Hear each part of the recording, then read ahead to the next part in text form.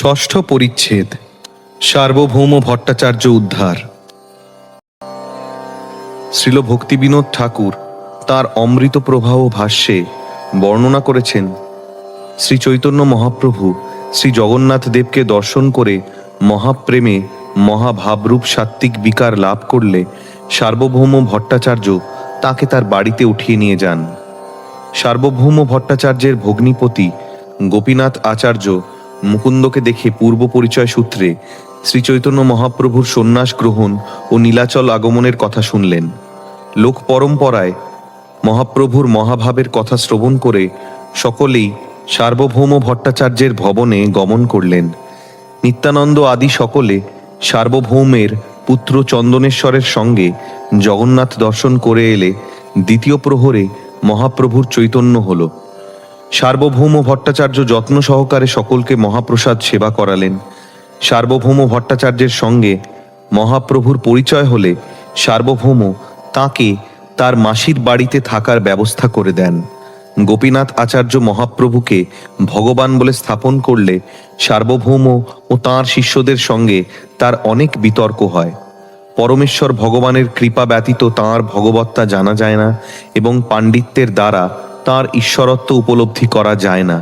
এই কথা গোপীনাথ আচার্য তাদের ভালো করে বুঝিয়ে দেন। মহাপ্রভু যে সাক্ষাৎ ভগবান তা ভাগবত ও মহাভারত থেকে উদ্ধৃতি দিয়ে প্রমাণ করেন। তা সত্ত্বেও সার্বভৌম ভট্টাচার্য সে কথার প্রতি পরিহাস করলে সেই সমস্ত কথা মহাপ্রভুর কর্ণগোচর হয়। মহাপ্রভু বলেন, ভট্টাচার্য আমাদের গুরু, স্নেহ করে তিনি যা বলেন তা আমাদের মঙ্গলজনক। সার্বভৌম ভট্টাচার্যের সঙ্গে মহাপ্রভুর সাক্ষাৎকার হলে ভট্টাচার্য তাঁকে বেদান্ত শ্রবণ করতে আজ্ঞা দেন। মহাপ্রভু তা স্বীকার করে 7 দিন পর্যন্ত মৌনভাবে বেদান্ত শ্রবণ করেন। সার্বভৌম ভট্টাচার্য বলেন, হে কৃষ্ণ চৈতন্য, তুমি বেদান্ত বুঝতে পারো না? প্রভু উত্তর দেন, আপনি শ্রবণ করতে বলেছেন, আমি শ্রবণ করছি। ব্যাসদেব কৃত সূত্রগুলি আমি বেশ ভালো বুঝতে পারি, কেবল আপনি যে মায়াবাদী ভাষ্য পড়ছেন তা বুঝতে পারি না। ভট্টাচার্যের প্রশ্নের উত্তরে মহাপ্রভু উপনিষদ ও বেদান্ত ব্যাখ্যা করে সবিশেষবাদ স্থাপন করলেন।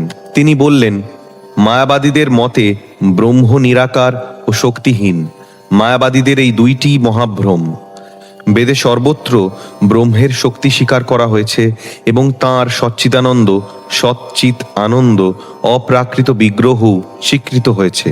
বেদের সিদ্ধান্ত অনুসারে ঈশ্বর ও জীব যুগপৎ স্বরূপগত ও স্বভাবত নিত্য ভিন্ন এবং অভিন্ন। তার ফলে অচিন্ত ভেদাভেদ সিদ্ধান্তই বেদ ও বেদান্তের মতো। মায়াবাদীরা প্রকৃত প্রস্তাবে নাস্তিক। ভট্টাচার্য অনেক বিচার করে পরাস্ত হয়ে গেলেন। তারপর শ্রী চৈতন্য মহাপ্রভু সার্বভৌম ভট্টাচার্যের প্রার্থনা অনুসারে আত্মারাম শ্লোকের 18 প্রকার অর্থ বিশ্লেষণ করলেন। ভট্টাচার্যের যখন জ্ঞান উদয় হল তখন শ্রী চৈতন্য মহাপ্রভু তাঁর স্বরূপ প্রদর্শন করান। সার্বভৌম ভট্টাচার্য 100টি শ্লোক পাঠ করে তাঁকে দণ্ডবৎ প্রণাম করেন। প্রভুর অলৌকিক কৃপা দেখে গোপীনাথ প্রভৃতি সকলেই আনন্দিত হলেন। পরে একদিন মহাপ্রভু অরুণোদয়কালে শ্রী জগন্নাথ দেবের দর্শন করে জগন্নাথের প্রসাদ নিয়ে ভট্টাচার্যকে দিলেন। ভট্টাচার্য তখন মতবাদজনিত জাড্যশূন্য হয়ে পরমানন্দে মহাপ্রসাদ প্রাপ্ত হলেন। আর একদিন সার্বভৌম ভট্টাচার্য ভক্তির শ্রেষ্ঠ সাধনাঙ্গ জানতে ইচ্ছা করলে মহাপ্রভু তাকে নাম সংকীর্তন করতে উপদেশ দেন। আর একদিন সার্বভৌম ভট্টাচার্য তত্ত্বে হনুকম্পাং শ্লোকের শেষ অংশে মুক্তিপদের পরিবর্তন করে ভক্তিপদে এই শব্দটি প্রয়োগ করে মহাপ্রভুকে শোনালেন। মহাপ্রভু বললেন, শ্রীমদ্ ভাগবতের পাঠ পরিবর্তনের কোনো প্রয়োজন নেই। মুক্তিপদ শব্দে কৃষ্ণকে বোঝায়। সার্বভৌম ভট্টাচার্য শুদ্ধ ভক্তির পাত্র হয়ে বললেন, যদিও মুক্তিপদ শব্দে কৃষ্ণ এই অর্থ হয়, তথাপি আশ্লিষ্য দোষে মুক্তিপদ শব্দটি ব্যবহার করতে রুচি হয় না। ভক্তিপদ বললে ভক্তের বড় সুখ হয়। সার্বভৌম ভট্টাচার্যের মায়াবাদ থেকে নিস্তারের কথা শুনে নীলাচলবাসী পণ্ডিতেরা শ্রী চৈতন্য মহাপ্রভুর শরণাগত হন। আমি পরমেশ্বর ভগবান শ্রী গৌরচন্দ্রকে আমার সশ্রদ্ধ প্রণতি নিবেদন করি, যিনি কুতর্ক কর্কশ হৃদয়ে সার্বভৌম ভট্টাচার্যকে এক মহান ভগবদ্ভক্ততে পরিণত করেছিলেন। শ্রী চৈতন্য মহাপ্রভুর জয়, শ্রী নিত্যানন্দ প্রভুর জয়, শ্রী অদ্বৈত আচার্য প্রভুর জয় এবং শ্রী চৈতন্য মহাপ্রভুর সমস্ত ভক্তবৃন্দের জয়। ভগবৎ প্রেমে আবিষ্ট হয়ে শ্রী চৈতন্য মহাপ্রভু 18 নালা থেকে জগন্নাথ মন্দিরের দিকে যাত্রা করলেন। শ্রী জগন্নাথ দেবকে দর্শন করে তিনি ভগবৎ প্রেমে অস্থির হলেন। জগন্নাথ দেবকে দর্শন করে শ্রী চৈতন্য মহাপ্রভু তাকে আলিঙ্গন করতে দ্রুত ছুটে গেলেন, কিন্তু তখন তিনি প্রেমাবিষ্ট হয়ে মূর্ছিত হয়ে ভূপতিত হলেন। শ্রী চৈতন্য মহাপ্রভু এইভাবে মন্দিরে মূর্ছিত হয়ে পড়লে তখন মন্দির রক্ষকেরা তাকে মারতে উদ্যত হলো, কিন্তু দৈবক্রমে তখন সেখানে সার্বভৌম ভট্টাচার্য ছিলেন এবং তিনি তাদের নিরস্ত করলেন। শ্রী চৈতন্য মহাপ্রভুর সৌন্দর্য এবং প্রেম বিকার দর্শন করে সার্বভৌম ভট্টাচার্য অত্যন্ত বিস্মিত হলেন। বহুক্ষণ শ্রী চৈতন্য মহাপ্রভুর চেতনা ফিরে এলো না। ইতিমধ্যে শ্রী জগন্নাথ দেবকে ভোগ নিবেদনের সময় হলো। তখন সার্বভৌম ভট্টাচার্য মনে মনে একটি উপায় চিন্তা করলেন। তাঁর কয়েকজন শিষ্য এবং মন্দিরের কয়েকজন রক্ষীদের নিয়ে তিনি শ্রী চৈতন্য মহাপ্রভুকে বহন করে তার বাড়িতে নিয়ে এলেন এবং একটি পবিত্র স্থানে তাকে শুইয়ে রাখলেন। শ্রী চৈতন্য মহাপ্রভুর দেহ পরীক্ষা করে সার্বভৌম ভট্টাচার্য দেখলেন যে তার নাসিকায় শ্বাস প্রশ্বাস নেই এবং উদরে স্পন্দন নেই। তার এই অবস্থা দেখে সার্বভৌম ভট্টাচার্য অত্যন্ত চিন্তিত হলেন। সার্বভৌম ভট্টাচার্য তখন সূক্ষ্ম তুলো এনে নাকের উপর ধরলেন এবং যখন তিনি দেখলেন যে সেই তুলো ঈষৎ খুব ক্ষীণভাবে নড়ছে, তখন তিনি আশ্বস্ত হলেন। শ্রী চৈতন্য মহাপ্রভুর পাশে বসে তিনি ভাবলেন, এটি কৃষ্ণ মহাপ্রেমের সাত্ত্বিক বিকার ছাড়া আর কিছুই নয়। সার্বভৌম ভট্টাচার্য তখন বুঝতে পারলেন এটি কৃষ্ণপ্রেম জনিত সুদীপ্ত সাত্ত্বিক ভাব, তার নাম প্রলয়। নিত্যসিদ্ধ ভক্তদেরই কেবল এই ভাব দেখা যায়। সার্বভৌম ভট্টাচার্য ভাবলেন, এই সমস্ত অধিরূঢ় ভাব কি করে মানুষের শরীরে প্রকাশিত হচ্ছে, এ তো বড় চমৎকার ব্যাপার। গৃহে বসে সার্বভৌম ভট্টাচার্য এইভাবে যখন চিন্তা করছিলেন, তখন নিত্যানন্দ প্রভু আদি শ্রী চৈতন্য মহাপ্রভুর পার্ষদেরা মন্দিরের সিংহদ্বারে এসে মিলিত হলেন। সেখানে ভক্তেরা লোকদের বলাবলি করতে শুনলেন যে এক সন্ন্যাসী জগন্নাথ দেবকে দর্শন করে মূর্ছিত হয়ে পড়েছিলেন এবং সার্বভৌম ভট্টাচার্য তাঁকে তার গৃহে নিয়ে গেছেন। সেই কথা শুনে ভক্তেরা বুঝতে পারলেন যে তারা শ্রী চৈতন্য মহাপ্রভুর কথাই বলছেন। ঠিক সেই সময় শ্রী গোপীনাথ আচার্য সেখানে এসে উপস্থিত হলেন। গোপীনাথ আচার্য ছিলেন নদিয়া নিবাসী মহেশ্বর বিশারদের জামাতা এবং শ্রী চৈতন্য মহাপ্রভুর একজন ভক্ত। তিনি শ্রী চৈতন্য মহাপ্রভুর প্রকৃত তত্ত্ব জানতেন। মুকুন্দ দত্তের সঙ্গে শ্রী গোপীনাথ আচার্যের পূর্বে পরিচয় ছিল এবং মুকুন্দকে জগন্নাথপুরীতে দেখে তিনি অত্যন্ত বিস্মিত হলেন। মুকুন্দ দত্তের সঙ্গে যখন গোপীনাথ আচার্যের সাক্ষাৎ হলো, তখন মুকুন্দ দত্ত তাকে প্রণতি নিবেদন করলেন। তাকে আলিঙ্গন করে গোপীনাথ আচার্য শ্রী চৈতন্য মহাপ্রভুর সংবাদ জিজ্ঞাসা করলেন। মুকুন্দ দত্ত উত্তর দিলেন, মহাপ্রভু ইতিমধ্যেই এখানে এসে গেছেন, আমরা সকলে মহাপ্রভুর সঙ্গে এসেছি। নিত্যানন্দ প্রভুকে দেখে গোপীনাথ আচার্য তাকে তার প্রণতি নিবেদন করলেন। এইভাবে সমস্ত ভক্তগণ বারবার শ্রী চৈতন্য মহাপ্রভুর কথা জিজ্ঞাসা করতে লাগলেন।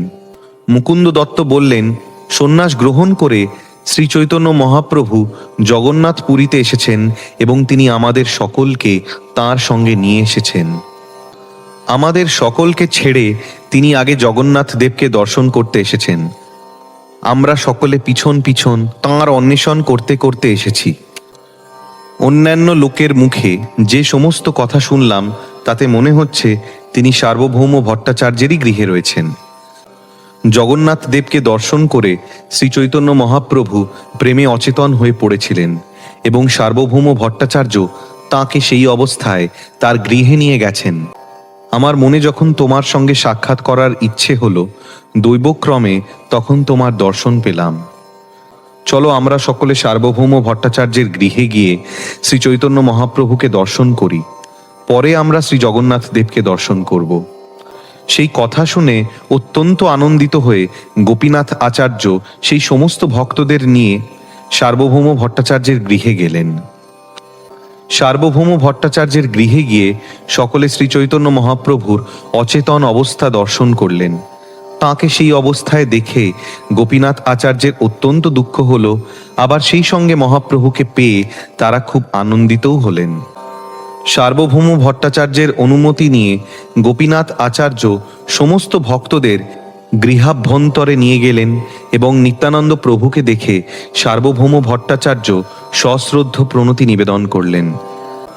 সার্বভৌম ভট্টাচার্যের সঙ্গে সমস্ত ভক্তদের পরিচয় হল এবং তিনি তাদের যথাযোগ্য সম্ভাষণ জানালেন। সার্বভৌম ভট্টাচার্য তাদের সকলকে জগন্নাথ দর্শন করতে পাঠালেন এবং তাদের সঙ্গে তার পুত্র চন্দনেশ্বরকে পথ প্রদর্শক রূপে দিলেন। জগন্নাথ দেবকে দর্শন করে সকলের অত্যন্ত আনন্দ হল। বিশেষ করে নিত্যানন্দ প্রভু আনন্দ সাগরে নিমগ্ন হয়ে ভাবাবিষ্ট হলেন। নিত্যানন্দ প্রভু যখন ভগবৎ প্রেমে এইভাবে উন্মত্ত হয়ে উঠেছিলেন, তখন সকলে তাকে ধরে শান্ত করলেন। শ্রী জগন্নাথ দেবের সেবক তখন তাদের শ্রী জগন্নাথ দেবের মালা প্রসাদ এনে দিলেন। জগন্নাথ দেবের মালা প্রসাদ পেয়ে সকলে অত্যন্ত আনন্দিত হলেন। তারপর তারা শ্রী চৈতন্য মহাপ্রভু যেখানে ছিলেন সেখানে ফিরে এলেন। সমস্ত ভক্তেরা তখন উচ্চৈশ্বরে হরে কৃষ্ণ মহামন্ত্র কীর্তন করতে লাগলেন। তৃতীয় প্রহরে শ্রী চৈতন্য মহাপ্রভুর চেতনা ফিরে এলো। শ্রী চৈতন্য মহাপ্রভু হরি হরি বলে হুঙ্কার করে উঠলেন। তখন সার্বভৌম ভট্টাচার্য মহা আনন্দে তাঁর পদধূলি গ্রহণ করলেন। সার্বভৌম ভট্টাচার্য বললেন, আপনি দয়া করে এখন শীঘ্র মধ্যাহ্ন স্নান করে আসুন। আজ আমি আপনাকে জগন্নাথ দেবের মহাপ্রসাদ নিবেদন করব। সমুদ্রে স্নান করে শ্রী চৈতন্য মহাপ্রভু এবং তাঁর ভক্তেরা শীঘ্র ফিরে এলেন। তারপর পাদ প্রক্ষালন করে প্রসাদ গ্রহণ করার জন্য মহাপ্রভু আসনে বসলেন। সার্বভৌম ভট্টাচার্য জগন্নাথ মন্দির থেকে বহু রকমের মহাপ্রসাদ আনিয়েছিলেন। মহাসুখে মহাপ্রভু তখন সেই মহাপ্রসাদ ভোজন করলেন। সোনার থালায় শ্রী চৈতন্য মহাপ্রভুকে অন্ন এবং অতি উত্তম ব্যঞ্জন নিবেদন করা হয়েছিল। তাঁর ভক্তের সঙ্গে মহাপ্রভু সেই প্রসাদ গ্রহণ করলেন। সার্বভৌম ভট্টাচার্য নিজেই পরিবেশন করেছিলেন। শ্রী চৈতন্য মহাপ্রভু তাকে অনুরোধ করলেন, দয়া করে আমাকে কেবল লাফরা ব্যঞ্জন দিন, পিঠা পানাগুলি আপনি এদের সকলকে দিন। সেই কথা শুনে সার্বভৌম ভট্টাচার্য হাত জোড় করে বললেন, জগন্নাথ কিভাবে আজ ভোজন করেছেন তা আস্বাদন করার জন্য আপনি আজ এই সমস্ত মহাপ্রসাদ গ্রহণ করুন। এই বলে তিনি শ্রী চৈতন্য মহাপ্রভুকে পিঠা পানা ইত্যাদি সমস্ত উপাদেয় খাদ্য ভোজন করালেন এবং তারপর ভোজন সমাপ্ত হলে তাকে আচমন করালেন। শ্রী চৈতন্য মহাপ্রভু এবং তাঁর ভক্তদের আদেশ নিয়ে সার্বভৌম ভট্টাচার্য গোপীনাথ আচার্যকে নিয়ে ভোজন করতে গেলেন। ভোজনান্তে তারা শ্রী চৈতন্য মহাপ্রভুর কাছে ফিরে এলেন। শ্রী চৈতন্য মহাপ্রভুকে প্রণাম করে সার্বভৌম ভট্টাচার্য বললেন, নমো নারায়ণায়। তার উত্তরে শ্রী চৈতন্য মহাপ্রভু বললেন, কৃষ্ণে মতিরস্তু। সেই কথা শুনে সার্বভৌম ভট্টাচার্য বুঝতে পারলেন যে শ্রী চৈতন্য মহাপ্রভু হচ্ছেন বৈষ্ণব সন্ন্যাসী। সার্বভৌম ভট্টাচার্য তখন গোপীনাথ আচার্যকে জিজ্ঞাসা করলেন, আমি এই সন্ন্যাসীটির পূর্বাশ্রমের কথা জানতে চাই। গোপীনাথ আচার্য উত্তর দিলেন, জগন্নাথ নামে এক ব্যক্তি ছিলেন, যাঁর নিবাস ছিল নবদ্বীপে এবং তাঁর পদবী ছিল মিশ্র পুরন্দর। শ্রী চৈতন্য মহাপ্রভু হচ্ছেন সেই জগন্নাথ মিশ্রের পুত্র এবং পূর্বে তাঁর নাম ছিল বিশ্বম্ভর মিশ্র। তিনি হচ্ছেন নীলাম্বর চক্রবর্তীর দৌহিত্র। সার্বভৌম ভট্টাচার্য বললেন, নীলাম্বর চক্রবর্তী ছিলেন আমার পিতা মহেশ্বর বিশারদের সহপাঠী। সেই সূত্রে আমি তার সঙ্গে পরিচিত ছিলাম। জগন্নাথ মিশ্র পুরন্দরকে আমার পিতা খুব শ্রদ্ধা করতেন। আমার পিতার সঙ্গে সম্পর্কিত হওয়ার ফলে আমি জগন্নাথ মিশ্র ও নীলাম্বর চক্রবর্তী উভয়কেই আমার পূজ্য বলে মানতাম। শ্রী চৈতন্য মহাপ্রভু যে নদিয়ার অধিবাসী সে কথা জেনে সার্বভৌম ভট্টাচার্য অত্যন্ত আনন্দিত হলেন এবং তাকে বললেন, তুমি স্বাভাবিকভাবেই পূজ্য, আর তাছাড়া তুমি সন্ন্যাসী, তাই আমি তোমার দাস হওয়ার বাসনা করি। সে কথা শোনা মাত্র শ্রী চৈতন্য মহাপ্রভু শ্রী বিষ্ণুকে স্মরণ করলেন এবং অত্যন্ত বিনীতভাবে সার্বভৌম ভট্টাচার্যকে বলতে লাগলেন, যেহেতু আপনি বেদান্ত দর্শন পড়ান, তাই আপনি সমস্ত জগতের গুরু এবং সকলের হিতাকাঙ্ক্ষী। আপনি সমস্ত সন্ন্যাসীদেরও হিতৈষী। আমি একজন নবীন সন্ন্যাসী এবং ভালো মন্দ জ্ঞান আমার নেই। আমি আপনাকে আমার গুরু বলে মনে করে আপনার আশ্রয় গ্রহণ করলাম। আপনার সঙ্গলাভ করার জন্যই কেবল আমি এখানে এসেছি। এখন আমি আপনার শরণ গ্রহণ করলাম। দয়া করে আপনি সর্বতোভাবে আমাকে পালন করুন। আজ যে ঘটনা ঘটল তা ছিল আমার পক্ষে অত্যন্ত বিপত্তিজনক, কিন্তু আপনি এসে আমাকে তা থেকে অব্যাহতি দান করেছেন। সার্বভৌম ভট্টাচার্য উত্তর দিলেন, তুমি আর একলা জগন্নাথ মন্দিরে শ্রী বিগ্রহ দর্শন করতে যেও না। হয় তুমি আমার সঙ্গে যাবে, নয়তো আমার কোনো লোকের সঙ্গে যাবে। মহাপ্রভু বললেন, আমি আর কখনো মন্দিরের ভিতরে যাব না। গরুড় স্তম্ভের পাশে দাঁড়িয়ে আমি শ্রী শ্রী জগন্নাথ দেবকে দর্শন করব। সার্বভৌম ভট্টাচার্য তখন গোপীনাথ আচার্যকে বললেন, তুমি গোস্বামীজিকে সঙ্গে নিয়ে জগন্নাথ দেবের দর্শন করিও। আর আমার মাসির বাড়ি অত্যন্ত নির্জন, তুমি সেখানে তাঁর থাকবার বন্দোবস্ত করো। গোপীনাথ আচার্য তখন শ্রী চৈতন্য মহাপ্রভুকে সেখানে নিয়ে গেলেন এবং তাকে কোথায় জল আছে, কোথায় জলপাত্র আছে সবকিছু দেখালেন। তার পরের দিন গোপীনাথ আচার্য শ্রী চৈতন্য মহাপ্রভুকে শ্রী শ্রী জগন্নাথ দেবের সজ্জোত্থান দর্শন করাতে নিয়ে গেলেন। গোপীনাথ আচার্য তারপর মুকুন্দ দত্তকে নিয়ে সার্বভৌম ভট্টাচার্যের বাড়ি গেলেন। তারা যখন এসে পৌঁছলেন তখন সার্বভৌম ভট্টাচার্য মুকুন্দ দত্তকে বললেন, এই সন্ন্যাসীর প্রকৃতি অত্যন্ত বিনীত এবং তাকে দেখতেও খুব সুন্দর। তার ফলে তার প্রতি আমার স্নেহ উত্তরোত্তর বেড়েই চলেছে। কোন সম্প্রদায়ে ইনি সন্ন্যাস গ্রহণ করেছেন এবং তার নাম কি তা জানতে আমি অত্যন্ত ব্যগ্র। গোপীনাথ আচার্য উত্তর দিলেন, তার নাম শ্রীকৃষ্ণ চৈতন্য এবং তার সন্ন্যাস গুরু হচ্ছেন মহাভাগ্যবান কেশব ভারতী। সার্বভৌম ভট্টাচার্য বললেন, শ্রীকৃষ্ণ নামটি সর্বোত্তম, কিন্তু তিনি ভারতী সম্প্রদায় সন্ন্যাস গ্রহণ করেছেন বলে মধ্যম শ্রেণীর সন্ন্যাসী হয়েছেন। গোপীনাথ আচার্য উত্তর দিলেন, শ্রীকৃষ্ণ চৈতন্য মহাপ্রভু বাহ্যিক বিচার বিবেচনার অপেক্ষা করেন না, তাই বড় সম্প্রদায় সন্ন্যাস গ্রহণ করার কোনো প্রয়োজন তিনি মনে করেননি। ভট্টাচার্য জিজ্ঞাসা করলেন, শ্রী চৈতন্য মহাপ্রভু পূর্ণ যৌবন সম্পন্ন, অতএব কিভাবে তিনি সন্ন্যাস ধর্ম রক্ষা করবেন? আমি একে নিরন্তর বেদান্ত দর্শন শোনাবো এবং বৈরাগ্য অদ্বৈত মার্গে প্রবেশ করাবো। সার্বভৌম ভট্টাচার্য তখন প্রস্তাব করলেন, শ্রী চৈতন্য মহাপ্রভু যদি চান তাহলে আমি তাকে পুনরায় যোগপট্ট সন্ন্যাসীর বেশ বিশেষ দান করে সংস্কার করিয়ে উত্তম সম্প্রদায় নিয়ে আসতে পারি। সেই কথা শুনে গোপীনাথ আচার্য এবং মুকুন্দ দত্ত অত্যন্ত দুঃখিত হলেন। গোপীনাথ আচার্য তখন সার্বভৌম ভট্টাচার্যকে বলতে লাগলেন, ভট্টাচার্য মশাই, আপনি শ্রী চৈতন্য মহাপ্রভুর মহিমা জানেন না। পরমেশ্বর ভগবানের সমস্ত লক্ষণগুলি এর মধ্যে সর্বতোভাবে বিরাজ করছে। গোপীনাথ আচার্য বললেন, শ্রী চৈতন্য মহাপ্রভু পরমেশ্বর রূপে বিখ্যাত। যারা অজ্ঞ তাদের পক্ষে এই তত্ত্বজ্ঞান উপলব্ধি করা কঠিন। সার্বভৌম ভট্টাচার্যের শিষ্যেরা তখন প্রশ্ন করল, কোন প্রমাণে আপনি শ্রী চৈতন্য মহাপ্রভুকে পরমেশ্বর ভগবান বলেছেন? গোপীনাথ আচার্য উত্তর দিলেন, পরমেশ্বর ভগবানের তত্ত্ব সম্বন্ধে অভিজ্ঞ আচার্যেরা যে লক্ষণ উল্লেখ করে গেছেন সেই প্রমাণে। সার্বভৌম ভট্টাচার্যের শিষ্যেরা বললেন, ঈশ্বর তত্ত্ব সাধিত হয় অনুমানের মাধ্যমে।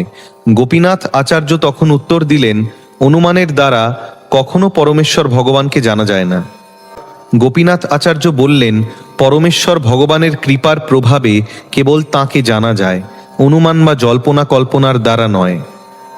গোপীনাথ আচার্য আরও বললেন, ভগবদ্ভক্তি অনুশীলনের ফলে যিনি ভগবানের কৃপা লাভ করেছেন তিনিই কেবল পরমেশ্বর ভগবানের তত্ত্ব জানতে পারেন। হে ভগবান, কেউ যদি আপনার শ্রী পাদপদ্মে যুগলের কৃপার লেশমাত্রও লাভ করে থাকেন তাহলে তিনি আপনার মহিমা হৃদয়ঙ্গম করতে পারেন, কিন্তু যারা আপনার মহিমা সম্বন্ধে জল্পনা কল্পনা করে তারা দীর্ঘকাল বেদ অধ্যয়ন করেও আপনাকে জানতে পারে না।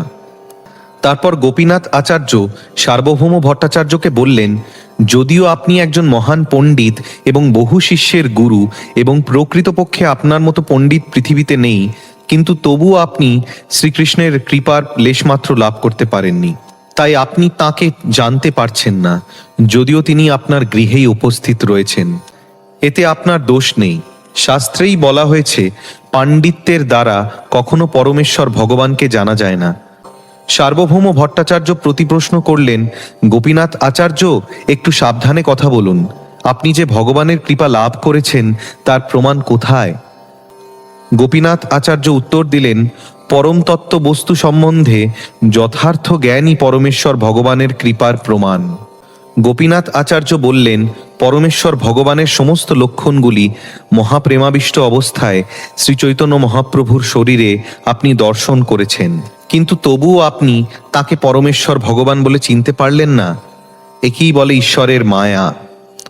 ভগবানের বহিরঙ্গা প্রকৃতির দ্বারা প্রভাবিত বহির্মুখ মানুষ দেখেও দেখতে পায় না। সেই কথা শুনে সার্বভৌম ভট্টাচার্য হেসে বললেন, আমরা বন্ধুভাবে নিজেদের মধ্যে আলোচনা করছি, সুতরাং রাগ করো না। আমি শাস্ত্রের ভিত্তিতেই যা কিছু বলার বলছি, দয়া করে এর দোষ দর্শন করো না। শ্রী চৈতন্য মহাপ্রভু অবশ্যই একজন মহাভাগবত, কিন্তু আমরা তাকে বিষ্ণুর অবতার বলে গ্রহণ করতে পারি না, কেননা শাস্ত্রের বর্ণনা অনুসারে কলিকালে ভগবানের অবতার নেই। শ্রী বিষ্ণুর আরেক নাম হচ্ছে ত্রিযুগ, কেননা কলিযুগে বিষ্ণুর অবতার নেই, এটি শাস্ত্রেরই কথা।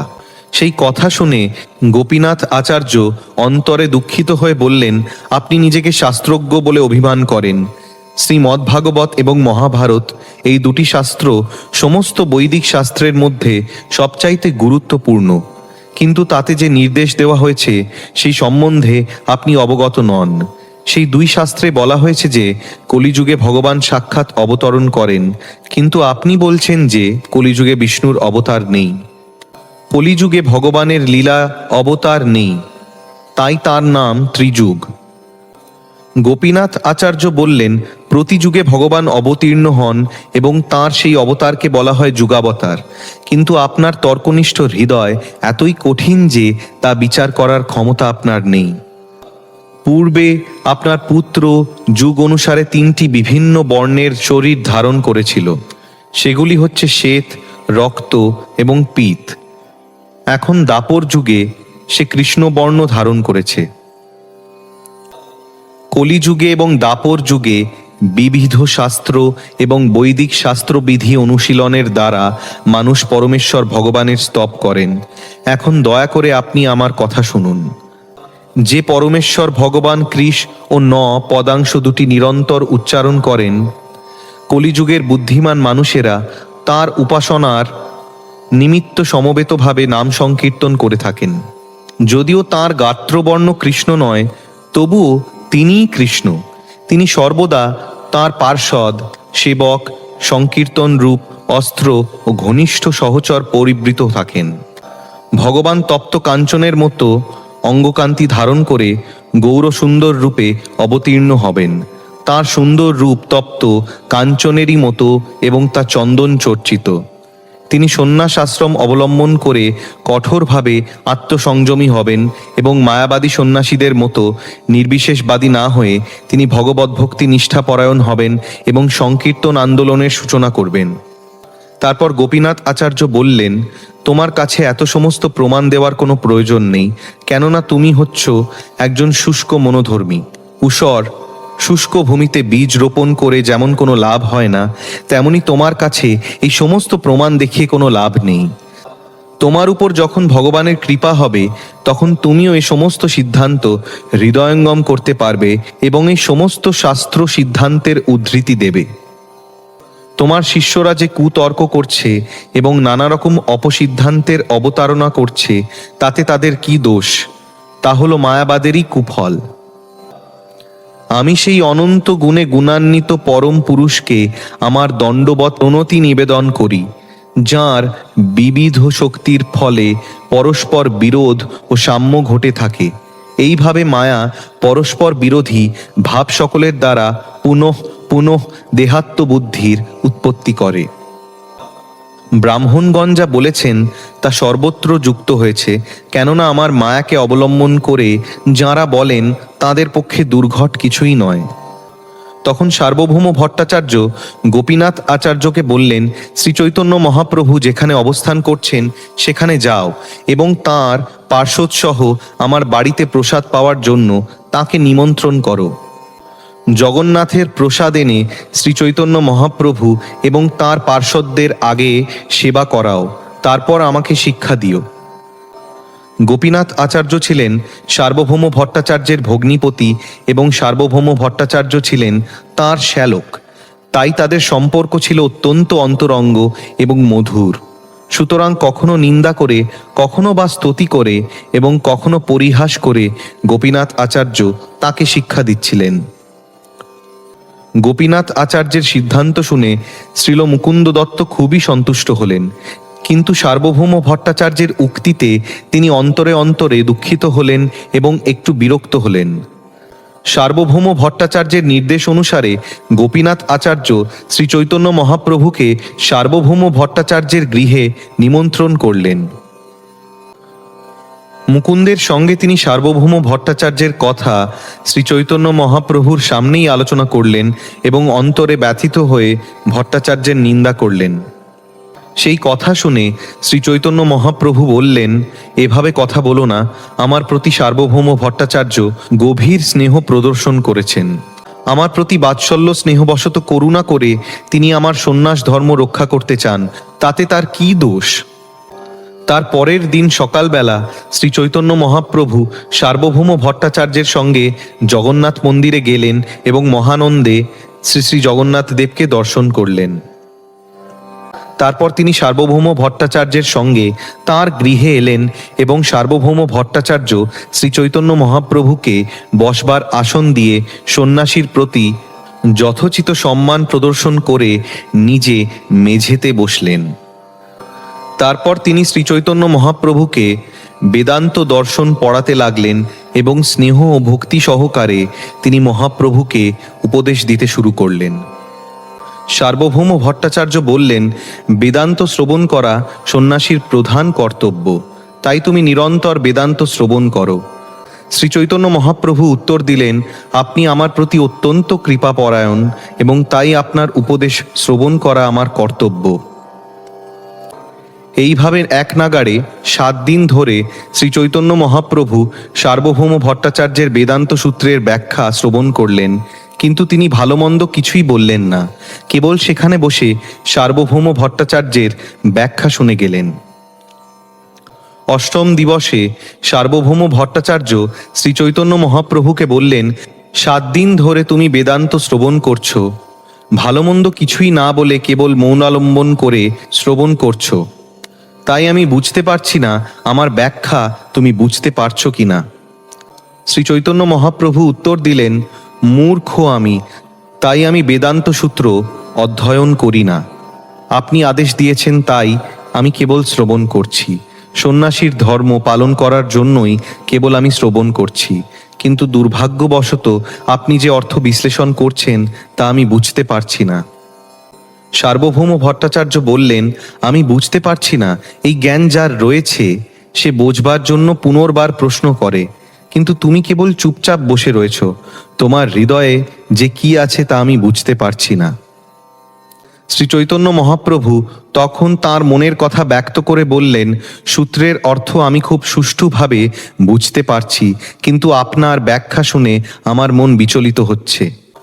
ভাষ্য সূত্রের অর্থ প্রকাশ করে, কিন্তু আপনি যে ভাষ্য আমাকে শোনাচ্ছেন তা মেঘের মতো সূত্রের অর্থকে আচ্ছাদন করছে। আপনি ব্রহ্মসূত্রের মুখ্য অর্থ বিশ্লেষণ করছেন না, পক্ষান্তরে আপনি আপনার কল্পিত অর্থের দ্বারা মুখ্য অর্থকে আচ্ছাদন করছেন। শ্রীচৈতন্য মহাপ্রভু বললেন, বেদান্ত সূত্র সমস্ত উপনিষদের সারাতিসার, তাই উপনিষদের যে মুখ্য অর্থ তা সবই বেদান্ত সূত্র বা ব্যাস সূত্রে রয়েছে। কোনো রকম কদর্থ না করে প্রতিটি শ্লোকের মুখ্য অর্থ গ্রহণ করা উচিত, কিন্তু আপনি মুখ্য অর্থ পরিত্যাগ করে আপনার মন গড়া সমস্ত অর্থ সৃষ্টি করছেন। সমস্ত প্রমাণের মধ্যে শ্রুতি প্রমাণ হচ্ছে সর্বপ্রধান। শ্রুতি বা বেদে যে মুখ্য অর্থ বিশ্লেষণ করা হয়েছে সেটি সর্বশ্রেষ্ঠ প্রমাণ। শ্রী চৈতন্য মহাপ্রভু বললেন, শঙ্খ এবং গোময় যথাক্রমে জীবের অস্থি ও বিষ্ঠা, কিন্তু বেদের বর্ণনা অনুসারে এ দুটি অত্যন্ত পবিত্র। বেদ স্বতঃ প্রমাণ। বেদে যা বলা হয়েছে তা সবই সত্য। আমরা যদি আমাদের কল্পনার দ্বারা তার অর্থ বিশ্লেষণ করি তাহলে বেদের স্বতঃ প্রামাণ্য হানি হয়। শ্রী চৈতন্য মহাপ্রভু বললেন, শ্রীল ব্যাসদেব রচিত ব্রহ্মসূত্র সূর্যের কিরণের মতো স্বতঃ প্রকাশিত, কিন্তু মূর্খ মানুষেরা তাদের মন গড়া ভাষ্যরূপ মেঘের দ্বারা সেই কিরণকে আচ্ছাদিত করে। বেদ পুরাণ আদি সমস্ত শাস্ত্রে ব্রহ্মতত্ত্ব নিরূপিত হয়েছে। সমস্ত শাস্ত্রে ব্রহ্ম শব্দে পরম তত্ত্ব, বৃহৎ বস্তু পরমেশ্বর ভগবানকে বোঝানো হয়েছে। প্রকৃতপক্ষে পরম তত্ত্ব হচ্ছেন পরম পুরুষ ভগবান এবং তিনি সর্ব ঐশ্বর্যে পরিপূর্ণ, কিন্তু তাঁকে আপনি নিরাকার বলে প্রতিপন্ন করার চেষ্টা করেছেন। বেদে কখনো কখনো তাঁকে নির্বিশেষ বলে বর্ণনা করা হয়েছে। তাতে বোঝানো হয়েছে যে পরমেশ্বর ভগবান এবং তাঁর সঙ্গে সম্পর্কিত সবকিছু অপ্রাকৃত, অর্থাৎ এই প্রাকৃত জগতের অতীত। শ্রী চৈতন্য মহাপ্রভু বললেন, যে সমস্ত বৈদিক মন্ত্রে পরম তত্ত্বকে প্রথমে নির্বিশেষ বলে বর্ণনা করে, সেই বৈদিক মন্ত্র অবশেষে সবিশেষ তত্ত্বকে প্রতিপাদন করে। নির্বিশেষ ও সবিশেষ ভগবানের দুটি গুণই নিত্য। কেউ যখন এই দুটি রূপেই পরমেশ্বর ভগবানকে বিবেচনা করেন তখন তিনি যথাযথভাবে পরম তত্ত্ব হৃদয়ঙ্গম করতে পারেন। তিনি তখন বুঝতে পারেন পরমেশ্বর ভগবানের সবিশেষত্বই প্রবল, কেননা জগতে সবিশেষ তত্ত্বই অনুভূত হয়, নির্বিশেষ তত্ত্ব অনুভূত হয় না। ব্রহ্ম থেকেই এই জগতের প্রকাশ হয়, ব্রহ্মে তার স্থিতি হয় এবং প্রলয়ে তার পুনরায় ব্রহ্মেই লীন হয়ে যায়। অপাদান, করণ এবং অধিকরণ আদি হল পরমেশ্বর ভগবানের সবিশেষ রূপের তিনটি চিহ্ন। শ্রী চৈতন্য মহাপ্রভু বললেন, পরমেশ্বর ভগবান যখন বহু হতে ইচ্ছা করলেন তখন তিনি জড়া প্রকৃতির প্রতি দৃষ্টিপাত করলেন। সৃষ্টির পূর্বে প্রাকৃত মন অথবা নয়ন ছিল না। অতএব এর থেকে প্রতিপন্ন হয় যে ব্রহ্মের নেত্র ও মন অপ্রাকৃত।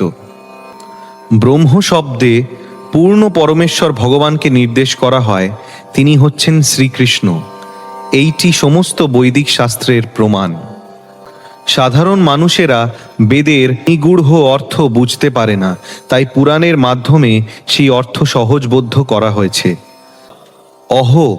নন্দগোপ ও ব্রজবাসীদের ভাগ্যের সীমা নেই, যেহেতু পরমানন্দ স্বরূপ পূর্ণ ব্রহ্ম সনাতন তাদের মিত্ররূপে প্রকট হয়েছেন। বেদের অপানিপাদ মন্ত্রে জড় হাত এবং পায়ের ধারণা প্রত্যাখ্যান করা হয়েছে, কিন্তু তথাপি বর্ণনা করা হয়েছে যে ভগবান অত্যন্ত দ্রুত গমন করেন এবং তাঁকে যা নিবেদন করা হয় তাই তিনি গ্রহণ করেন। এই সমস্ত মন্ত্রে প্রতিপন্ন হয় যে ব্রহ্ম সবিশেষ, কিন্তু মায়াবাদীরা মুখ্য অর্থ পরিত্যাগ করে পরম তত্ত্বকে নির্বিশেষ বলে বর্ণনা করে। তিনি ষড়ৈশ্বর্যপূর্ণ, তাঁর বিগ্রহ নিত্য আনন্দময়। আপনি সেই ভগবানকে নিরাকার বলে বর্ণনা করছেন। ব্রহ্মের তিনটি স্বাভাবিক শক্তি রয়েছে, অথচ আপনি তাকে নিঃশক্তিক বলে প্রতিপন্ন করার চেষ্টা করছেন। বিষ্ণু শক্তি তিন প্রকার: পরা, ক্ষেত্রজ্ঞ ও অবিদ্যা। পরাশক্তি হচ্ছে চিৎ শক্তি, ক্ষেত্রজ্ঞ শক্তি হচ্ছে জীব শক্তি, যা পরাশক্তি সম্ভূত হলেও অবিদ্যার দ্বারা আচ্ছন্ন হতে পারে, এবং তৃতীয় শক্তিটি হচ্ছে কর্মসংজ্ঞারূপা অবিদ্যা শক্তি, অর্থাৎ মায়া শক্তি। হে রাজন, ক্ষেত্রজ্ঞ শক্তি হলো জীব শক্তি। সেই জীব শক্তি সর্বজ্ঞ হওয়া সত্ত্বেও মায়াবৃত্তিরূপ অবিদ্যার দ্বারা আবৃত হয়ে নিত্য সংসার দুঃখ ভোগ করে। হে রাজন, অবিদ্যা শক্তির দ্বারা আবৃত হয়ে জীব জড়জগতের বিভিন্ন অবস্থায় তারতম্য সহ বর্তমান থাকে। হে ভগবান, আপনি সব কিছুর আশ্রয়। হ্লাদিনী, সন্ধিনী এবং সম্বিত, এই শক্তিত্রয় এক অন্তরঙ্গা শক্তিরূপে আপনার মধ্যে বিরাজ করে। জড়া প্রকৃতির ত্রিগুণ, যা সুখ, দুঃখ এবং এই দুই এর মিশ্রণ, তা আপনার মধ্যে বিরাজ করে, কেননা আপনি জড়গুণ বর্জিত। পরমেশ্বর ভগবানের স্বরূপ সৎ, চিৎ এবং আনন্দময়। এই তিন অংশে চিৎ শক্তি তিনটি বিভিন্ন রূপে প্রকাশিত হয়। আনন্দ থেকে হ্লাদিনী, সৎ থেকে সন্ধিনী এবং চিৎ থেকে সম্বিত, এই তিনটি শক্তির প্রকাশ হয়। তাদের সম্বন্ধে জানা হলে পরমেশ্বর ভগবানকে জানা হয়। ভগবানের তিনটি শক্তি হচ্ছে অন্তরঙ্গা শক্তি বা চিৎ শক্তি, তটস্থা শক্তি বা জীব শক্তি এবং বহিরঙ্গা শক্তি বা মায়া শক্তি। এই তিনটি শক্তি ভগবানের প্রেম ভক্তিতে যুক্ত। ষড়বিধ ঐশ্বর্য পরমেশ্বর ভগবানের চিৎ শক্তির বিলাস। সেই শক্তিকে আপনি স্বীকার করেন না, এত সাহস আপনার? পরমেশ্বর ভগবান মায়ার অধীশ্বর এবং জীব মায়াবশযোগ্য। ভগবান এবং জীবে এই পার্থক্য, কিন্তু আপনি ঘোষণা করেছেন যে জীব এবং ঈশ্বর অভেদ তত্ত্ব। শ্রীমদ্ ভগবদ্গীতায় স্পষ্টভাবে প্রতিপন্ন হয়েছে যে জীব হচ্ছে পরমেশ্বর ভগবানের তটস্থা শক্তি, অথচ আপনি বলছেন যে জীব ঈশ্বর থেকে ভিন্ন। ভূমি, জল, অগ্নি, বায়ু, আকাশ, মন, বুদ্ধি ও অহংকার, এই আটটি আমারই বহিরঙ্গা শক্তির বৃত্তি বিশেষ। হে মহাবলবান অর্জুন, এই নিকৃষ্ট শক্তিরূপা জড় জগৎ ব্যতীত আমার আরেকটি উৎকৃষ্ট চিন্ময় শক্তি রয়েছে, যাই সমগ্র জড় জগৎকে ধারণ করে। পরমেশ্বর ভগবানের শ্রীবিগ্রহ সচ্চিদানন্দময়, কিন্তু আপনি বলছেন যে এই বিগ্রহ সত্ত্বগুণের বিকার। ভগবানের চিন্ময় রূপ যে মানে না, সে অবশ্যই একটি পাষণ্ডী। তাকে দর্শন করা এবং স্পর্শ করা উচিত নয়। যমরাজ অবশ্যই তাকে দণ্ডদান করবেন।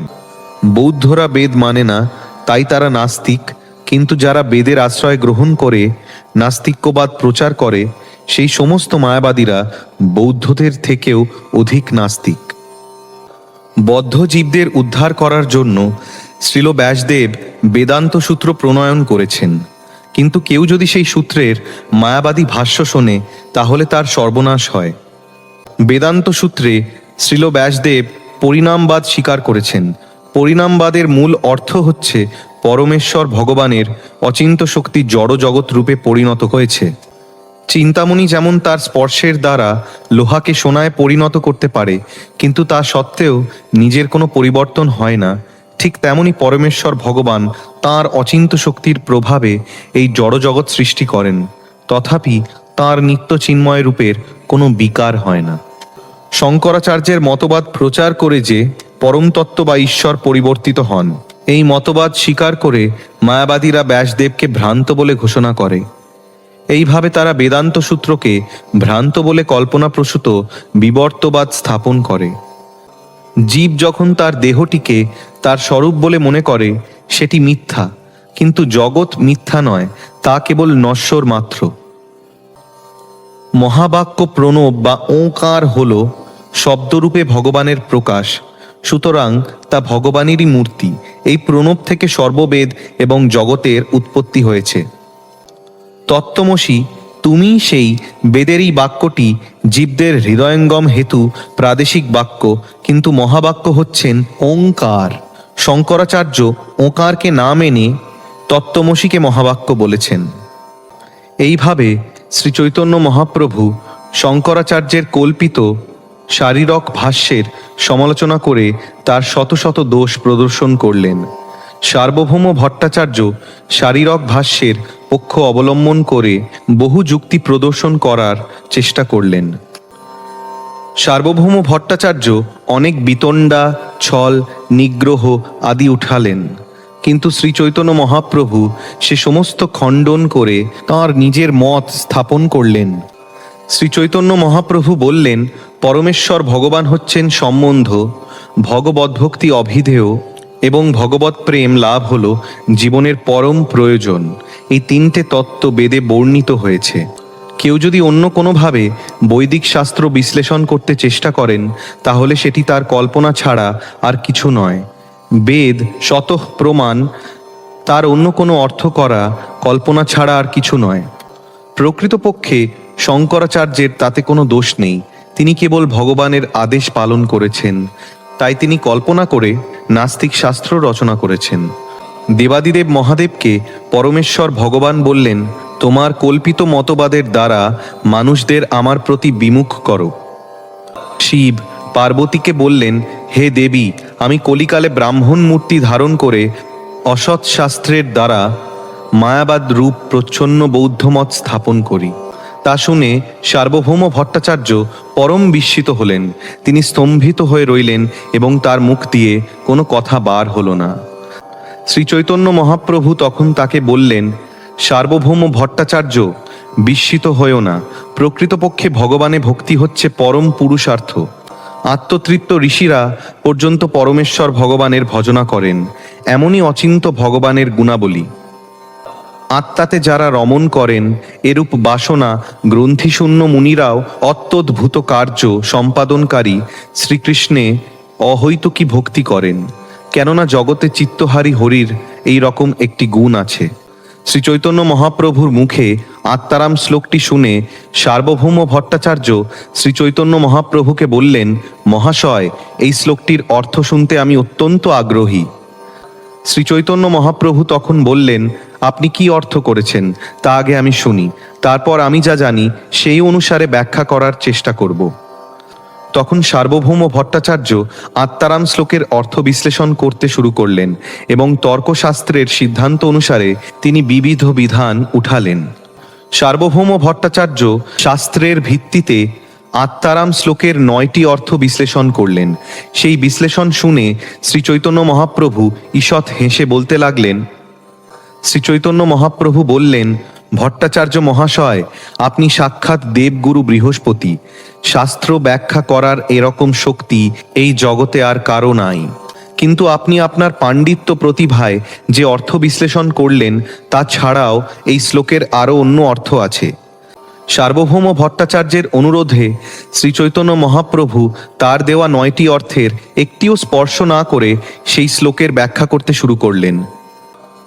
আত্মারামাশ্চ শ্লোকে 11টি পদ রয়েছে এবং শ্রী চৈতন্য মহাপ্রভু একে একে সেই সব কয়টি পদের অর্থ বিশ্লেষণ করলেন। শ্রী চৈতন্য মহাপ্রভু এই পদগুলির সঙ্গে প্রধান পদ আত্মারাম পদটি মিলিয়ে 18টি ভিন্ন অর্থে বিশ্লেষণ করলেন। শ্রী চৈতন্য মহাপ্রভু বললেন, পরমেশ্বর ভগবান তাঁর বিভিন্ন শক্তি এবং তাঁর অপ্রাকৃত গুণাবলী এই তিনের প্রভাব অচিন্ত এবং তা পূর্ণরূপে বিশ্লেষণ করা সম্ভব নয়। অন্য সমস্ত সাধ্য সাধন আদি পারমার্থিক কার্যকলাপে আচ্ছাদন পূর্বক এই 3টি তত্ত্ব সিদ্ধ সাধকেরও মন হরণ করে।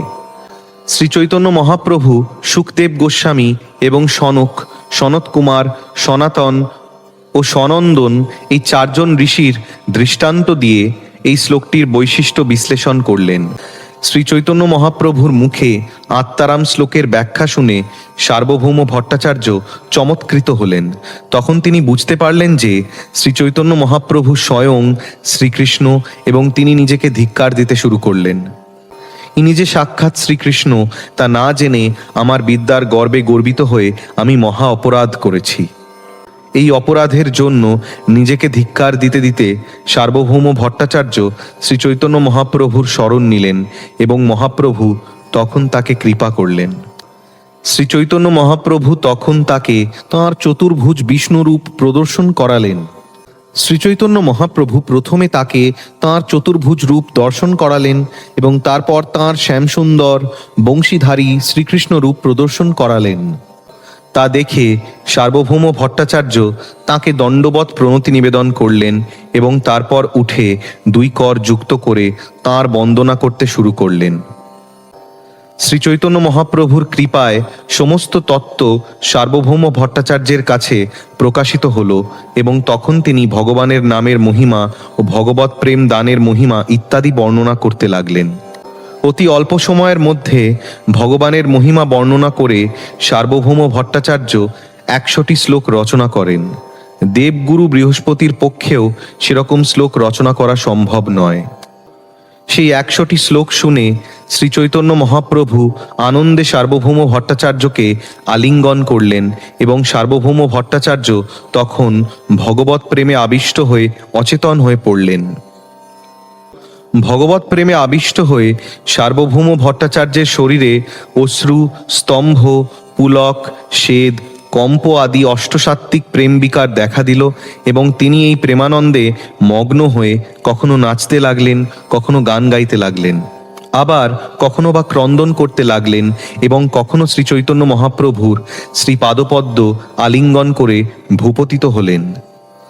সার্বভৌম ভট্টাচার্যের প্রেমাবিষ্ট অবস্থা দর্শন করে গোপীনাথ আচার্য অন্তরে অন্তরে অত্যন্ত আনন্দিত হলেন এবং সার্বভৌম ভট্টাচার্যের নৃত্য দেখে শ্রী চৈতন্য মহাপ্রভুর পার্শ্বদেরা হাসতে লাগলেন। গোপীনাথ আচার্য শ্রী চৈতন্য মহাপ্রভুকে বললেন, প্রভু, আপনি সার্বভৌম ভট্টাচার্যের এই গতি করলেন। শ্রী চৈতন্য মহাপ্রভু উত্তর দিলেন, তুমি ভক্ত, তাই তোমার সঙ্গলাভ করেছে বলে জগন্নাথ দেব এঁকে খুব ভালোভাবে কৃপা করেছেন। তারপর শ্রী চৈতন্য মহাপ্রভু সার্বভৌম ভট্টাচার্যকে সুস্থির করলেন এবং সার্বভৌম ভট্টাচার্য তখন শ্রী চৈতন্য মহাপ্রভুকে বহু স্তুতি করলেন। সার্বভৌম ভট্টাচার্য বললেন, হে প্রভু, তুমি সমস্ত জগৎ উদ্ধার করেছ, এটি তোমার কাছে তেমন একটি বড় কাজ নয়, কিন্তু তুমি যে আমাকে উদ্ধার করেছ এটি সত্যিই মস্ত বড় আশ্চর্যের বিষয়। তর্কশাস্ত্র পাঠ এবং আলোচনার ফলে ভক্তি বিমুখ হয়ে আমার চেতনা লৌহপিণ্ডের মতো কঠিন হয়ে পড়েছিল, কিন্তু তুমি আমাকে দ্রবীভূত করলে। তোমার প্রচণ্ড প্রতাপের প্রভাবেই কেবল তা সম্ভব হয়েছে। সার্বভৌম ভট্টাচার্যের স্তুতিবাক্য শ্রবণ করার পর শ্রী চৈতন্য মহাপ্রভু তার বাসস্থানে ফিরে গেলেন এবং গোপীনাথ আচার্যের মাধ্যমে তাকে নিমন্ত্রণ করে সার্বভৌম ভট্টাচার্য মহাপ্রভুকে তার গৃহে মধ্যাহ্ন ভোজন করালেন। পরদিন প্রভাতে শ্রী চৈতন্য মহাপ্রভু মন্দিরে জগন্নাথ দেবকে দর্শন করতে গেলেন এবং জগন্নাথ দেবের সজ্জোত্থান দর্শন করলেন। পূজারী তাঁকে জগন্নাথ দেবের প্রসাদী মালা ও প্রসাদান্ন দিলেন। তা পেয়ে শ্রী চৈতন্য মহাপ্রভু খুবই আনন্দিত হলেন। সেই প্রসাদান্ন এবং মালা আঁচলে বেঁধে শ্রী চৈতন্য মহাপ্রভু তাড়াতাড়ি সার্বভৌম ভট্টাচার্যের গৃহে গেলেন। অরুণোদয় কালে শ্রী চৈতন্য মহাপ্রভু সার্বভৌম ভট্টাচার্যের গৃহে উপস্থিত হলেন এবং সার্বভৌম ভট্টাচার্য তখন ঘুম থেকে উঠলেন। কৃষ্ণনাম উচ্চারণ করতে করতে সার্বভৌম ভট্টাচার্য জেগে উঠলেন এবং তার মুখে কৃষ্ণনাম শুনে শ্রী চৈতন্য মহাপ্রভুর আনন্দ বর্ধিত হল।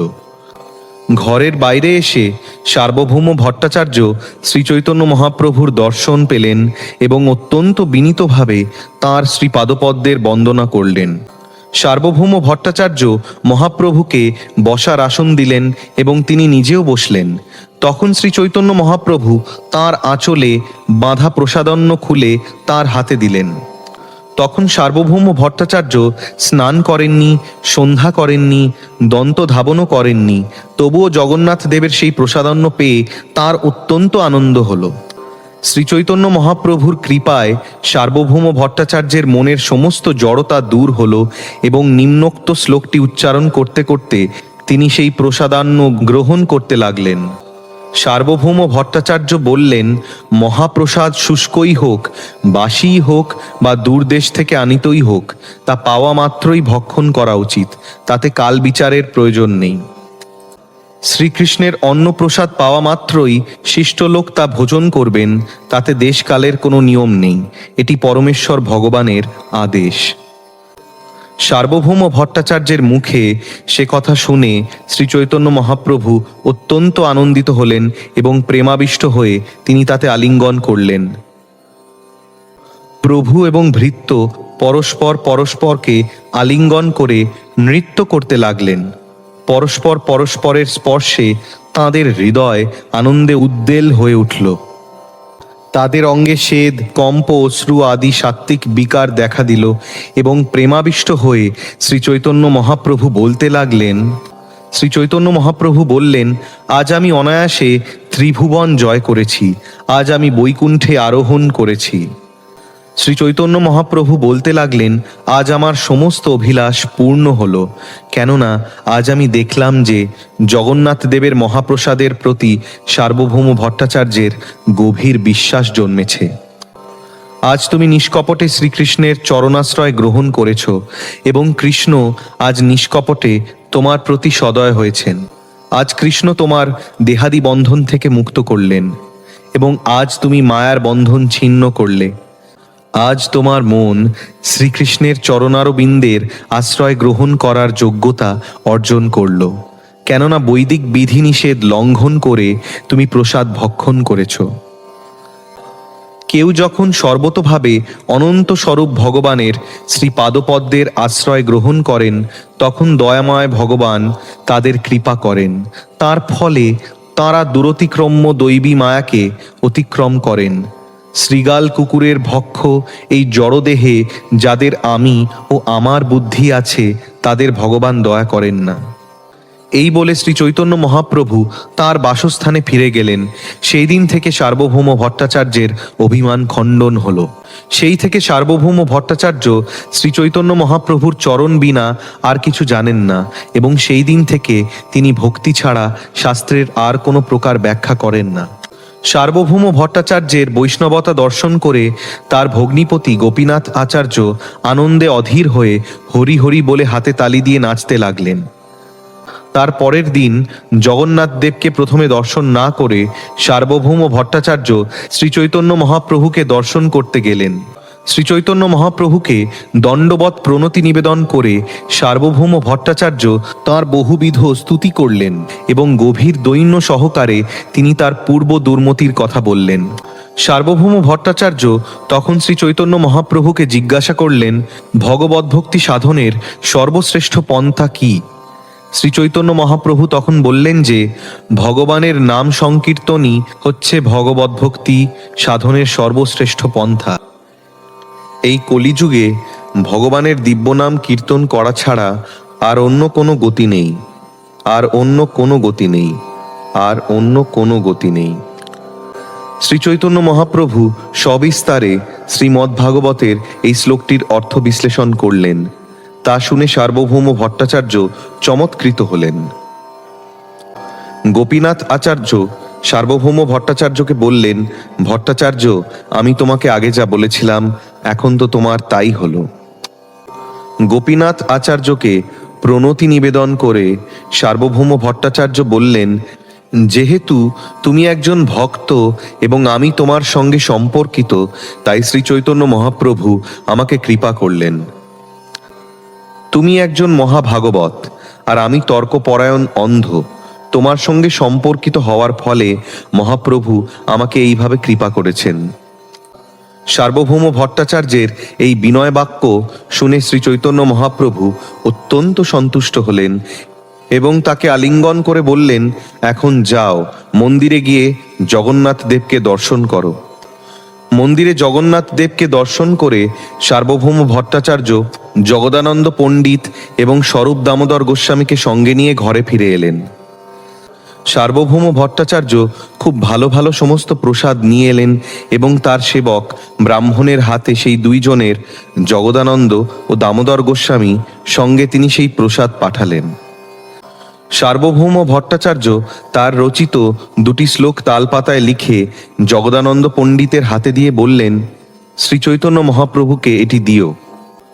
সেই প্রসাদ এবং শ্লোক লেখা তালপত্রটি নিয়ে জগদানন্দ পণ্ডিত এবং স্বরূপ দামোদর গোস্বামী শ্রী চৈতন্য মহাপ্রভুর কাছে ফিরে এলেন। তালপত্রটি শ্রী চৈতন্য মহাপ্রভুকে দেওয়ার আগেই মুকুন্দ দত্ত সেটি জগদানন্দ পণ্ডিতের হাত থেকে নিয়ে নিলেন। মুকুন্দ দত্ত এই শ্লোক দুটি ঘরের বাইরের দেয়ালে লিখে রাখলেন। তারপর জগদানন্দ পণ্ডিত সেই তালপত্রটি নিয়ে শ্রী চৈতন্য মহাপ্রভুকে দিলেন। সেই শ্লোক দুটি পাঠ করা মাত্রই শ্রী চৈতন্য মহাপ্রভু তালপত্রটি ছিঁড়ে ফেললেন, কিন্তু দেয়ালের লেখাটি থেকে ভক্তেরা সেই শ্লোক কণ্ঠস্থ করলেন। সেই শ্লোক দুটি হচ্ছে, বৈরাগ্য বিদ্যা ও নিজ ভক্তিযোগ শিক্ষা দেওয়ার জন্য শ্রীকৃষ্ণ চৈতন্য রূপধারী এক সনাতন পুরুষ আবির্ভূত হয়েছেন। আমি তাঁর নিকট সর্বতোভাবে আত্মনিবেদন করি। কালের বশে নিজের ভক্তিযোগকে বিনষ্টপ্রায় দেখে কৃষ্ণ চৈতন্য নামক সনাতন পুরুষ তা পুনরায় প্রচার করবার জন্য আবির্ভূত হয়েছেন। তার শ্রী পাদপদ্মে আমার চিত্তভৃঙ্গ গাঢ় রূপে লীন হোক। সার্বভৌম ভট্টাচার্য রচিত এই দুটি শ্লোক চিরকাল তার কীর্তি ঢাকের বাজনার মতো সর্বতোভাবে ঘোষণা করবে, কেননা এই শ্লোক দুটি ভক্তকণ্ঠের রত্নহারে পরিণত হয়েছে। সার্বভৌম ভট্টাচার্য যথার্থই শ্রীচৈতন্য মহাপ্রভুর ঐকান্তিক ভক্তে পরিণত হয়েছিলেন। মহাপ্রভুর সেবা ছাড়া তিনি আর কিছুই জানতেন না। সার্বভৌম ভট্টাচার্য সর্বদাই শচীমাতার পুত্র, সমস্ত গুণের আধার। শ্রীকৃষ্ণ চৈতন্য মহাপ্রভুর মহিমা কীর্তন করতেন এবং তাঁর ধ্যান করতেন। একদিন সার্বভৌম ভট্টাচার্য শ্রীচৈতন্য মহাপ্রভুর কাছে এসে প্রণতি নিবেদন করে একটি শ্লোক পড়তে লাগলেন। তিনি শ্রীমদ্ভাগবতে বর্ণিত শ্রীকৃষ্ণের প্রতি ব্রহ্মার স্তব পাঠ করছিলেন। পাঠ করার সময় তিনি শ্লোকের শেষে দুটি অক্ষরের পদের পরিবর্তন করলেন। যিনি আপনার কৃপালাভের আশায় সকর্মের মন্দ ফল ভোগ করতে করতে মন, বাক্য ও শরীরের দ্বারা আপনার প্রতি ভক্তি বিধান করে জীবনযাপন করেন, তিনি ভক্তিপদে দায়ভাগ অর্থাৎ তিনি ভক্তিপদ লাভ করেন। শ্রী চৈতন্য মহাপ্রভু তৎক্ষণাৎ তাকে বললেন, শ্লোকটিতে মুক্তিপদে কথাটি রয়েছে, কিন্তু তুমি কেন তা পরিবর্তন করে ভক্তিপদে করলে? তার কারণ কি? সার্বভৌম ভট্টাচার্য উত্তর দিলেন, মুক্তির ফল ভক্তির সমতুল্য নয়। যারা ভগবদ্ভক্তি বিমুখ তারা কেবল দণ্ডই ভোগ করে। সার্বভৌম ভট্টাচার্য বললেন, যে সমস্ত নির্বিশেষবাদীরা শ্রীকৃষ্ণের চিন্ময় বিগ্রহকে সত্য বলে মানে না এবং যে সমস্ত দৈত্য শ্রীকৃষ্ণের নিন্দা করে ও তাঁর সঙ্গে যুদ্ধ করে, এই দুই প্রকার জীব দণ্ডস্বরূপ ব্রহ্ম সাযুজ্য মুক্তি লাভ করে। কিন্তু যারা ভগবানের প্রেমময়ী সেবায় যুক্ত তারা এই ধরনের মুক্তি লাভ করে না। জড়জগতের বন্ধন মুক্ত হয়ে ভগবান যেখানে বাস করেন সেই বৈকুণ্ঠলোক প্রাপ্তিকে বলা হয় সালোক্য। ভগবানের কাছে থাকার মুক্তিকে বলা হয় সামীপ্য। ভগবানের মতো চতুর্ভুজ প্রাপ্ত হওয়াকে বলা হয় সারূপ্য। ভগবানের মতো ঐশ্বর্য লাভরূপ মুক্তিকে বলা হয় সার্ষ্টি এবং ভগবানের দেহ নির্গত রশ্মিচ্ছটা ব্রহ্মজ্যোতিতে লীন হয়ে যাওয়াকে বলা হয় সাযুজ্য। এই 5 প্রকার মুক্তি, সালোক্য, সারূপ্য, সামীপ্য অথবা সার্ষ্টি, এই 4 প্রকার মুক্তিতে সেবা করার সুযোগ রয়েছে বলে ভক্ত কখনো কখনো তা গ্রহণ করতে পারেন, কিন্তু ভক্ত কখনো সাযুজ্য মুক্তি গ্রহণ করেন না। সাযুজ্য শব্দটি ভক্তের হৃদয়ে ঘৃণা এবং ভয়ের উদ্রেক করে। ভক্ত নরকে পর্যন্ত যেতে রাজি থাকেন, কিন্তু সাযুজ্য মুক্তি গ্রহণ করতে চান না। সার্বভৌম ভট্টাচার্য বলে যেতে লাগলেন, সাযুজ্য মুক্তি 2 প্রকার, ব্রহ্ম সাযুজ্য এবং ঈশ্বর সাযুজ্য। ভগবানের দেহে লীন হয়ে যাওয়া রূপ ঈশ্বর সাযুজ্য ব্রহ্ম সাযুজ্য থেকেও জঘন্য। আমার ভক্তদের সালোক্য, সার্ষ্টি, সামীপ্য, সারূপ্য এবং সাযুজ্য মুক্তি দান করা হলেও তাঁরা তা গ্রহণ করেন না, কেননা আমার অপ্রাকৃত সেবা করা ব্যতীত তাঁদের আর কোনো বাসনা নেই। শ্রী চৈতন্য মহাপ্রভু উত্তর দিলেন, মুক্তিপদের আরেকটি অর্থ হয় মুক্তিপদ শব্দে স্বয়ং ভগবানকে বোঝানো হয়।